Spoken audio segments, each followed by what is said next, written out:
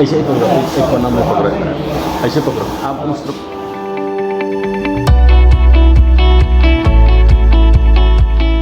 आप उस तरफ अरे हाँ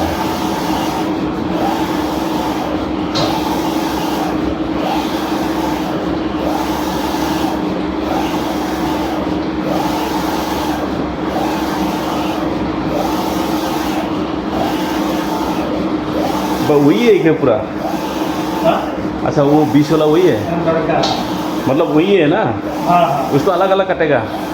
हाँ, अलग अलग टुकड़ा करेगा और मैं भी पूजा का लिए हाँ अरेंजमेंट ठीक है, अच्छा है। बहुत साफ है यार। हाँ ये लेकिन ये मैं उसमें सेटिंग में गड़बड़ कर दिया जो टाइप करने का टाइम है ना।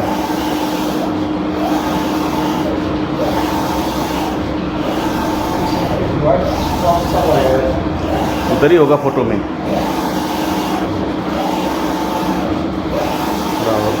और आ गया पूरा कंप्लीट? हाँ हाँ सब ठीक। रखो, इसे रखो, थोड़ा सूखने दो हाँ नहीं सूखने दूंगा। बस।